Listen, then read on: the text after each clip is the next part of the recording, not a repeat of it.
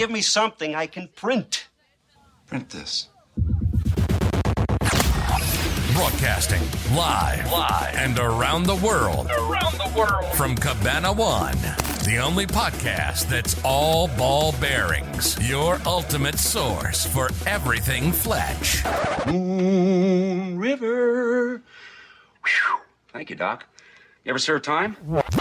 Laker Jim and his beat reporters will stop at nothing to make sure Fletch lives forever.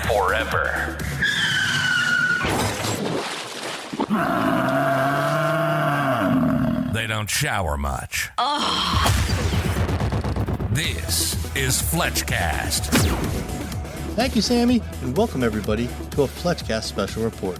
I'm your host, Laker Jim, and as your leading source for breaking Fletch news, when something big comes across my desk, I open up my window and yell as loud as I can, Zulu! Ang babak! Gene Hackman kick your ass! summoning the likes of none other than Jake and Big Bob. Boys, thanks for joining me tonight on such short notice. I'm ready. I think we should just keep going on hiatuses, because every time we go on a hiatus, all this news breaks and the information that we've been wanting to know for so long actually happens. So let's just go on a permanent hiatus. Now, for some reason, the cast of this movie has always been shrouded in secrecy. Mm-hmm. And since it seemed like the character names were almost intentionally left off IMDb, we were left to imagine that it was due to spoilers within the movie to keep some of the names a secret.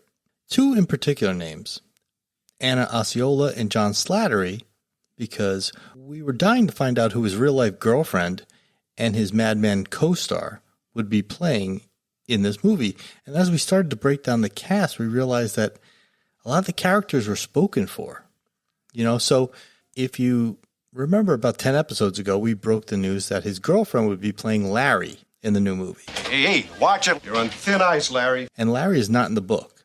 So that is a clear nod to the original movie. What we were left with was who John Slattery would be playing. And then we had a lot of speculation on that.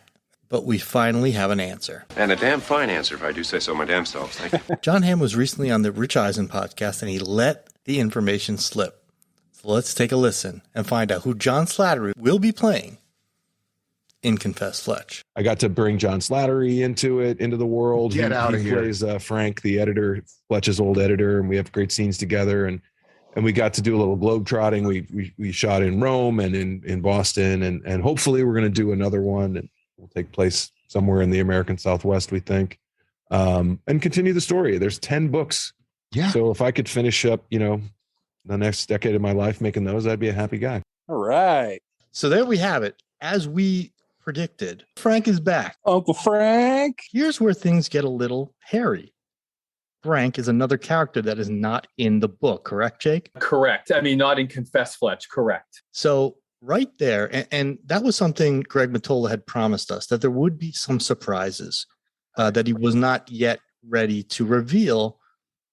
And I think they're starting to reveal themselves finally. You know what this does, actually? For everybody that says, I'm not interested if it's not going to be a Chevy Chase version of Fletch, Jon Hamm has gone on record so many times, every interview about Fletch, he says, he's not going to be playing Chevy Chase's Fletch. So to offset the fact that it's not going to be the Chevy Chase costume wearing alias version of Fletch, at least we're getting so many, little characters from that Chevy Chase world of Fletch that aren't expected to be in this. We are getting, that part of it kind of covered. So for the original Fletch fans, that should satiate your need for, that world of Fletch to kind of join this world of Fletch. Am I wrong? Right. It will certainly bridge the gap between the Jon Hamm and Chevy Chase version. And I forget who it was. It might have been Gregory McDonald's son who made us realize, like, you can't just use characters from another company. Universal owns characters. Right. So if they don't appear in the book, you can't use them. You have the rights to the characters in the book. That's what you purchased. And you just can't take Larry, who was played by Gina Davis, into your own movie because it's intellectual property of another company. Right. Correct, yeah. Right. This is actually a big deal with Disney and Universal down here, because Universal originally had all these rides that were Marvel characters, Spider-Man and the X-Men and all these. And then when Disney wound up buying Fox and attaining the rights to Marvel, That's why we have all this modern MCU Marvel universe now. You know, the rides became a conversation down here in Universal. Hey, we have the Hulk coaster and we have all these Marvel-based rides, and they had to come to special considerations to keep the rides and keep the characters. But again, their competition, Disney and Universal. So it was a really interesting thing that they get to keep the characters in their parks, but they don't get to do the movies anymore. So yeah, it's similar. So Frank was in 4 of the books. Okay. So Frank is a pretty decent character. He was in Fletch 1, Fletch 2, Fletch and the Widow Bradley, and in Fletch. Right. So the first 4 books, as far as Fletch's timeline is concerned. And again, so the thinking is that Fletch will be working with Frank and probably taking over the Jack character in the book. Okay. That's what I'm thinking. But yeah, it's interesting because when we hear Hamm talk a lot about, hey, we're doing our own version. But like you said, LJ, there are definitely going to be a lot more callbacks, I think, to the original movie than we thought. Right. The Larry character, the fact that we've seen Hamm wearing a Lakers hat. Right. So there will be things like that. And then I'm curious, he let it slip that he was working on the second one, and it's going to take place somewhere in the Southwest. I was going to ask you, Jake, what that was going to be. Well, and I was talking to Jason McDonald about this too, so we were just kind of speculating. So I would imagine that that's probably going to be Fletch's fortune. Okay. In the book, it actually takes place somewhere in Virginia, but you can easily change the locale. Right. And it's good that they're interested in and do care about shooting in the location that the book took place in. Yeah. With Boston and they shot in Italy. You're right. Yeah. One thing we just realized right before we started recording, today is actually Richard Libertini's birthday. The man who created the Frank character in the movies. He's deceased, but would have been, Bob, what'd you say? It was 89 89, yeah. I'm really going to miss you, Frank. Well, maybe that's an overstatement. Wow. So how ironic that this Frank news breaks on his actual birthday. Yeah. Yeah, absolutely. Let me ask you, boys, That's so cool. If Richard Libertini, our beloved Frank was still alive, what would you be buying him for his birthday? Deodorant. I mean, come on. I mean, come on. Yeah, I think that's obvious. Come on, Frank, say yes. I'll buy you some new deodorant. I mean, and when you think about Frank's character in the first movie, Jake, would you say it was truer to the book, or did Richard Libertini kind of make it his own? Don't point, speak. I think it's a little bit of both. Yeah. Frank, I think they kind of made him look a little bit like the book. I mean, it always said that he had really watery eyes and glasses and stuff like that. And you can see that he kind of had that look in the movie. So, yeah, I think obviously some liberties were taken, but I think by and large, it's Frank. And John Slattery, who doesn't normally wear a beard or any facial, has a beard, for this role. So it would be really nice to think he grew this to kind of a little wink to Richard Libertini's look. Right. Yeah. You are right, Frank, but you're very peaked. You want to throw up? Come on in. Vomit in my cubicle. I want an answer. Now, to the scenes or settings, I should say, that have been revealed to us. One where Jon Hamm and Slattery are in a Boston newspaper type setting. Yes. The other one is they're sitting at a bar. Now, I can't picture Chevy Chase's Fletch and Libertini's Frank having a drink together. Yeah. Unbelievable. Well, I mean, the Jack Saunders character in Confess Fletch, actually, in the book, Fletch meets him at a bar. Oh, okay. The Jack character. So that could easily be the Frank character being, meeting them. It's like a bar restaurant that they meet. When the Jack character discovers that Fletch is in town, they meet up and kind of talk about old times, because the Jack character, Jack Saunders, and Fletch used to work together in Chicago. Oh. And then the Jack character moved to Boston, and then, Fletch is in Boston. And so they kind of reconnect. But maybe because Confess Fletch is a sequel to Fletch, maybe the Frank character has left Los Angeles. Right. And is now working in Boston. And maybe that's how they reconnect. Maybe Fletch is just in a situation where he needs some help. He needs some advice. And who can he always count on? Larry. He gives Larry a call, asks her to help him research something, and she says, you know what? Frank's in town. Frank's working in Boston. Why don't you hit him up? Why don't you give him a call? Maybe Frank can help. Yeah, maybe he steps in Bly Biochem corrosive materials and needs a shoe analyzed again. All right, so the Fletch character's in it, Larry's in it, Frank's in it. So, I mean, those are your three kind of big characters. The other one is Monroe that we know of. And that's another thing which we've mentioned in the past is Now they've removed the Flynn character. So it really will be, they're playing it true to the book, but it will have its own elements of surprise, much like the first Fletch movie. Anybody that read the book prior to watching the movie, or even read the book after, they don't see the ending coming because the ending is different. So who knows? Maybe Confess Fletch pulls a page out of the original Fletch. Right, because in the original book, Fletch takes the money and runs. And then in Carioca Fletch, he ends up in Rio.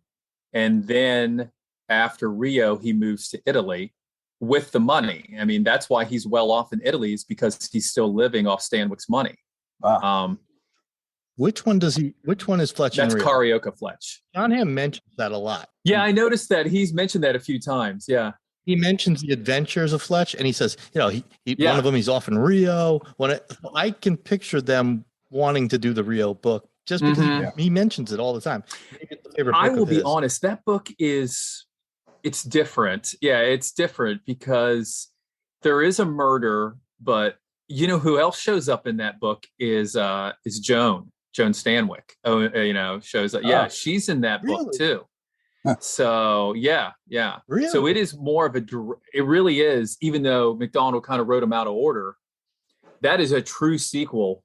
If you were kind of interested in the book, I mean, in the first Fletch book, that is a direct sequel. I mean, it takes place like just a few months after the first one.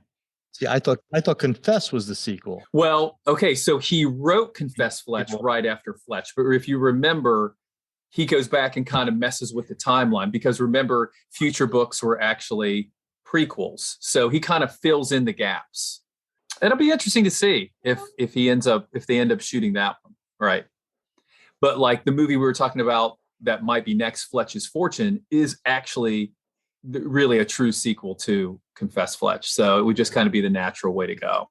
Jake, how excited were you when Jon Hamm said that there's 10 books and he wants to make 10 movies? Jon Hamm said that. I mean, that would be great. I mean, and I love how he always says, I'd love to spend the next decade making Fletch movies, that because gets you excited, right? Yeah, I mean, gosh, that could take me almost into retirement. That would be great. And then I can just go back and watch them in my golden years. But we'll see. But, LJ and I were talking, could they really go back and do Fletch 1, Fletch 2? Because those, because Fletch of the age was really young, in those. So you could definitely do, you could work Fletch 2 as a sequel. You could write it, because that's when Fletch is in search of his father and he goes to Africa. Right. So you could always work that. Right, he's just getting married. Right, exactly. Yeah. Fletch 1 is really the only book that needs a young Fletch, or a younger Fletch than he looks right now. Right. Because that's really the story of his first assignment. Well, Fletch winning Fletch 1, Fletch winning his first assignment at the paper. But with de-aging, who knows? Maybe a young Jon Hamm can be deep faked for a Fletch 1 film. Yeah. Yeah. And you could do Fletch and the Widow Bradley too. I guess you could work it, even though really he's still working at the paper in LA in Fletch and the Widow Bradley. But we'll see. I'm excited though. And it's really nice that they keep saying, we want to do the books. We want to do the books. We want to do the books. So. Right. And another thing too, Jon Hamm also says in this interview with Rich Eisen that they're already sort of working on the next movie. That Mottola has already sort of plotted out the next movie, which Greg actually told us at one point that he was in negotiations. Now, this was months ago now, before the movie had sold or anything like that. He had told us he was in negotiations for the next movie. Yeah.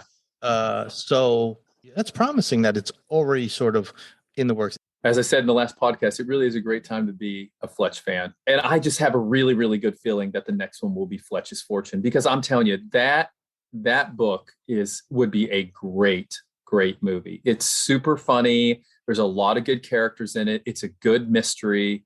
It's a good murder mystery. I just think that one would play really, really well. Just like Confess Fletch too. Confess Fletch is a great book, and I think it'll make a great movie. Listen to the most recent Rich Eisen podcast if you have a chance. He mentions Fletch at the very end. Pretty much you can fast forward every Jon Hamm interview to the last 3 minutes to catch the Fletch. It's Yeah, that's the last question they always ask him. Hey, what about Fletch? Wanting to say it the whole time, but you know what I love that Hamm says in this one? He says, Confess Fletch, the next chapter in the saga of Irwin M. Fletcher, you choose. Right. He's such a big fan that I really think we're in great hands with. He seems very Jon Hamm and passionate about Mottola. it, you know, like talking about wanting to have this carry him into his retirement, or he's in his late 40s, early 50s now, Jon Hamm. So yeah, it would probably carry him. And listen, for a guy in his late 40s or early 50s, he could still pass for a guy in his early 40s, you know. So he'll age appropriately with the character as we go. Let me ask you guys this. John Slattery, now we know he's going to be Frank. What kind of a Frank do you think we're going to get? Do you think we're going to get similar to what we've seen before, or do you think we're going to get a totally different spin? That's a good question. Do you picture him being listen, Richard Libertini did an amazing job with that character. There's no basis for comparison, of course, because he's the only one to ever play him. But he did play him in 2 movies, and he played him perfectly in both movies. The neurotic, not on your side boss who just expects results and doesn't care how you get there. Do you think we're going to get a similar kind of portrayal, or do you think it'll be different based on the books? I would say it's going to be different. I would say, and looking at the pictures, I would say it's more of a friendship. Okay. More of a respectful, admiration for each other. Okay. I wonder if they are going to change Frank's name, because Frank's name in the movie was Frank Walker. In the book, it's Frank Jaffe, correct? So I wonder if it comes up at all, the opportunity to mention the last name and which last name they choose. That's a great question. Possibly maybe in a Jon Hamm, Chevy-esque voiceover from scene to scene. Maybe he could mention my old editor, Frank Walker, my old editor, Frank Jaffe. I wonder what version of Frank's last name they're going to use. Yeah. Or maybe a new version, maybe a third. What do you name. guess? If you had to guess, what do you think? I bet you they do Jaffe. I bet you they do Jaffe too. I bet you they do Jaffe. I bet you they change it to the book. Yeah. Maybe that's their way around the intellectual property of Frank Walker. There you go. Well, that's exactly what I was thinking. Is like, this is Frank. This is a character in the book. This is Frank Jaffe. So sorry. Right. Because they own all the books, although Frank's not in that book. He's in, more than one book. So I guarantee it's going to be Jaffe. Right. Yeah. Now that you put it that way. If they're holding out, though, if they somehow have the Larry character, they're showing the Laker hat. I just wonder if we're going to have the theme or not. I know. That would really tie it all together. Yeah, I'm just on the fence. I'm 50-50. I don't know if we'll use it or not. Because that might almost be too much of a callback to the original movies. People would lose their mind. It's like probably when, because I'm sure that they're going to use some of the old music for this new Top Gun movie, like Danger Zone. I mean, when you think of Top Gun, you think of that Danger Zone. So, right. I think they got to do it. Even if it doesn't happen, I'm sure they tried. There was probably at least an attempt, an ask, an offer, something. What else is interesting is that when that other interview that we showed we played in the last episode about going streaming, and there was that interview that he was talking about, and we were thinking 2022, and then they said 20. What was the interview when he said 2023? Was that interview? Oh, I have it here. Hamm seemed a little scattered on that in that whole interview with the information. Then on the Rich Eisen show, he did say probably the end of the year. Scott Fien, Fien, on Twitter reached out to us and said, this was on Never Not Funny. That was the podcast, Never Not Funny. I don't know if we can play that clip or not. But he said, Hamm said 2023, and Paramount will be determining the distributor. So I think you're right. I think he might be a little in the dark. He doesn't listen to our podcast enough because or he's behind. We've already established that it's going to be a streaming service. But again, he said 2023, which was a little bit of a bummer for us. But in the Rich Eisen interview, he seemed a little bit more unsure about when. And I think a lot of the fans reacted to that and thought, "Oh God, it's going to be Paramount Plus, that the streaming service that it is on." But we did a little digging, and we didn't realize that Paramount actually owns Miramax. So by saying they're sort of like in charge, that just makes sense. Yeah. It just makes sense that since they laid out the money, they have some sort of a say in who's going to distribute the film. Guys, I have an idea. Something that might be fun for us as a group. What if we take bets on the months? Each of us grabs a month. One of us grabs November, December, January, whatever. Maybe we grab 2 months, not back to back. And what if we do a little bet between the three of us where like the two losers have got to dress up as Peggy Lee Zorba or something? I'll take Sure. that. Yeah, I'll take it. Sure. So I think the most realistic time period would be September to December if it's going to land. Yeah, 100% agree with that. Yeah. I think sometime between Labor Day and Christmas. I have a feeling I will be dressing like Peggy Lee Zorba in a very... I think you want to do that way. Anyway. I don't think the bet has anything to do with it. I know. It was my idea for the contest, suspiciously. That's when I dropped the Frank leg waxing. Field Frank. What about this expense? $58 for leg waxing? That's bullshit. Yeah, but Frank, feel how smooth they are. Before we do wrap up this breaking news episode about Frank and John Slattery, I do want to talk about the original Frank Walker. It's being that, like as we mentioned, it is his birthday. Let me ask you both: what is your favorite Frank moment in both movies? You could draw one moment from either movie. What is your favorite moment? The two moments that instantly came to my mind was the charcoal scene. There's a source behind him. Who? Well, there we're in a kind of a gray area. All right, how gray? Charcoal. Can I help you with that? Thanks, Tommy. That's my Frank moment in Fletch, the original Fletch. In Fletch Lives, it's sort of unrelated to a Frank moment, but I do love when Fletch takes the caution tape off his desk and great too. What about you, Jake? If you were to pick one moment from the movies? Well, I have to go with the original with ULJ. I just think the coffee pot shaking is great. Yeah. But for Fletch Lives, and it's kind of indirect too, is when Frank walks by and Fletch gooses him and then points to the other guy. Oh, that's a great one. Yeah. Who? And then he points to the other guy. For me, there's one moment that always stands out in my head. And maybe it's not my favorite, but it's a moment that I always think about. I love when he's sitting with the ancient copy boy on the phone with Fletch. You go to Utah. You stay in Utah. I'm turning the story over to a professional reporter. Frank, the story is Utah. Trust me. You going to Utah? Fine. If your story is not on my desk by 11:30, you're out of a job. Points to the ancient copy boy, and the ancient copy boy smiles at him all excited with the big toothy grin. I love how Frank is just fed up in that scene and just ready to replace Fletch with this absolute loser. That line really resonates. That and the reaction when Fletch says, "You don't believe me," he just says, "Nope." The way he kind of looks at him and says, "Nope." You hate him, but I also love the way he says horse. Yeah, that's like he really hits the H. Horse shit, paranoia. And I don't want any of these unsubstantiated charges about dope dealing cops or any of your horse shit paranoid fantasies about homicidal police chiefs. A funny scene is Fletch in Fletch Lives. It's like, Fletch, if you're okay, just say Louisiana is the Pelican State or something. Behaving very strangely. He must be in trouble. Somebody must be holding a gun to his head. Fletch, if you need rescuing, just say, I believe Louisiana is the Pelican State. Yeah, absolutely. All right, Frank. I believe Louisiana is the Pelican State.